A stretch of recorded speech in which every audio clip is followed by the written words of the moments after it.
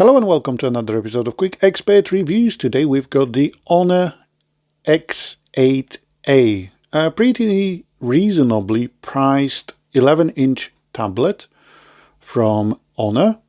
So we're gonna start with the overview of the device. As usual, we've got the memory card slot, a microphone, power button, volume down and volume up, two speakers on the left hand side, then so let's have a look. Yep, over there, a back-facing 5-megapixel camera, nothing really on the bottom, a Type-C port, and two audio speakers on the right side. So we've got 4 speakers in total that do support high-res audio. The Honor X8A also supports a high-res wireless audio, if you're into that. So yeah, we've got a 5-megapixel back-facing camera and we've got a 5-megapixel front-facing camera for your video calls as well. So the device sports an 11-inch display which runs at 90 Hz. It's 400 nits bright, so pretty bright, not the brightest, but bright enough. And we are running on a Snapdragon 680. The device itself is powered by Android 14 with 4 plus 4 gigabytes of RAM. So you've got actual 4 gigabytes of RAM, and then the other 4 gigs is taken out of the 64 gigs of storage. There's also a 128 gig model when it comes to storage itself. And then when it comes to additional features of the Honor X8A, wow, what a mouthful. We've got some shortcuts and gestures, as you can see in here. We've got a wake screen, which I don't think I've ever seen on a tablet before, where when you lift the tablet itself, it actually wakes the screen, which I'll show you in a second. Here we go. And then you also have double tap to wake. So basically when the screen is off, you just double tap the screen and the screen lights up. The next option is multi-window, so quite similar to the one used in Samsung devices. So you've got this sort of an edge panel, and if you'd like to, you can drag an app from that to open 2 apps next to each other. If you'd like to. You've got full screen gestures as well, so you can do a gesture where if you've got a smaller app open, you can expand it to a full screen, but you can also do that via the icons.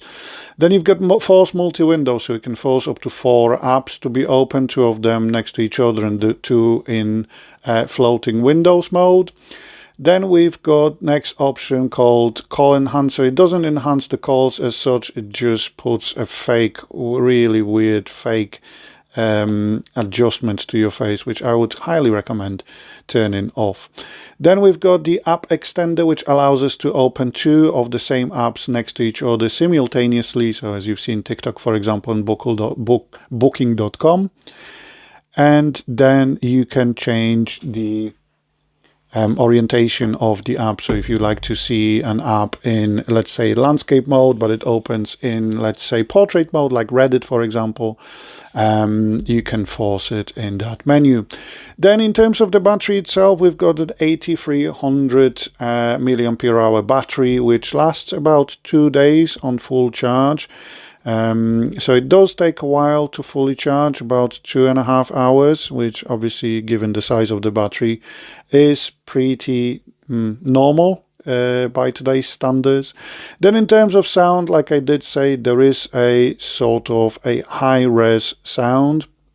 And then you've got an additional sound style, so sort of a template where it adjusts, for example, the bass or the treble, and so on. So again, pretty similar to Samsung products that do come with quite similar Dolby Atmos features. In terms of display and brightness, obviously we've got the dark mode, which you can schedule to open up at certain times.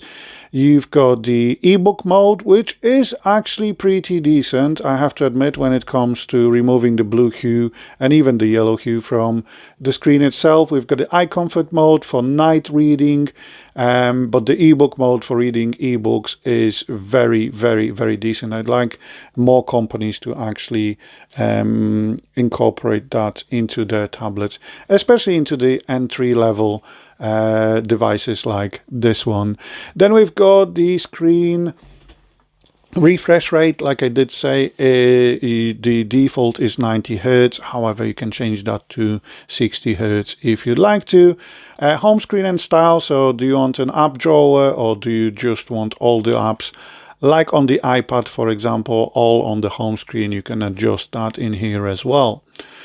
Then when it comes to more connections, you can do what's called a wireless projection, which only works if your monitor or TV supports what's called a mirrorcast. So if it doesn't, then unfortunately there is no way that it would connect, and there is no HDMI out either in the Type-C port. So the only way to connect is either via using a wireless HDMI, like Skylar X, for example, or Miracast really ready device.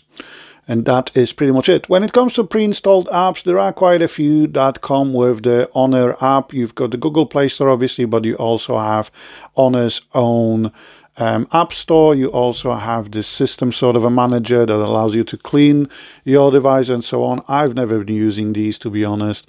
Android does resources pretty well, so I've always avoided these apps because they can be quite a resource hog.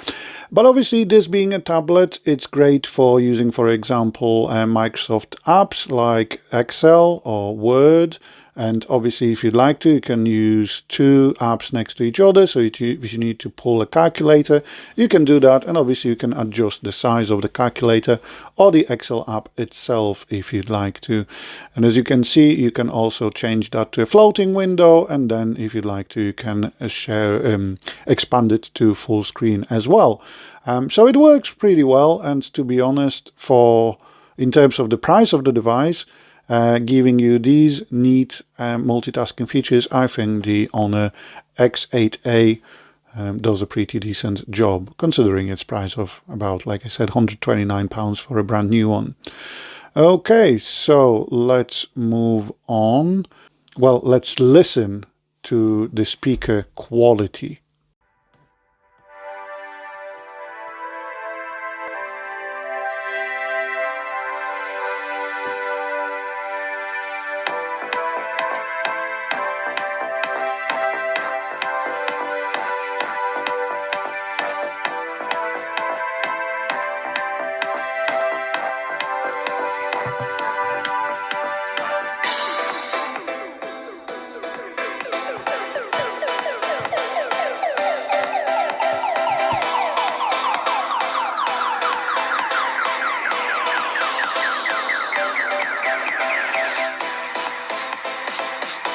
So pretty decent when it comes to loudness of the device, but the bass is lacking a bit. Next stop is gaming performance. So checking how the Snapdragon 680 actually performs. This is Minecraft. I know it might not be the latest, greatest game available. However, it is still quite a CPU and GPU resource heavy. Hence why I usually test the game. And this time I'm testing with a GameSeer Cyclone 2 controller. If you're interested in a review of the GameSeer controller, I will link it in the video description below. But yes, as you can see, Minecraft is delivering pretty decent performance.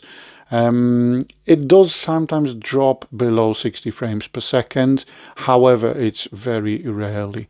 So yeah, when it comes to the performance in Minecraft, I have to admit it is decent enough. And our next stop is my favorite Call of Duty Mobile. I don't know what it is about this game, but I do really enjoy playing Call of Duty Mobile. As you can see, you can obviously play it with a controller or you can play it with a touchscreen. It's entirely up to you. Just do remember, if you are using a controller, you will be paired with people using the controller. And as you can see, the game runs really well. I mean, it's one of those really well optimized games. I am using HD textures as well, which takes about 2 gigs. And to be honest, once you download all the apps, weapons, and other stuff like high-res audio in Call of Duty Mobile. Unfortunately, the game takes about 13 gigs of internal storage, which is important to remember, especially if you've got a... Wow, that aiming was shocking, abysmal, to be honest. I do apologize for that. Yeah, it's important to remember when you've got a 64 gig internal storage. Obviously, you can expand it with memory cards up to 512 gigs. I haven't got access to 1 terabyte micro SD card, so I can't really say if it supports anything over 512 gigs. I think nowadays any modern Android device would. However, I don't want to say it does if I haven't tested it or tried it myself. So if you've got 1 terabyte memory card and you have tested it, please drop it in the comments below. But yeah, as you can see, the performance is really good. And to be honest, this tablet is actually really good. 11-inch in size, 90 Hz refresh rate of the screen, very decent battery life, not the fastest charging, very good IPS LCD display. So yeah, if I would want anything from it, I would probably say the video out, but if you don't need that, then it's a very, very, very good alternative to even more expensive tablets. Thanks for watching another episode of Quick Expert Reviews, and I'll speak to you soon, guys. Bye!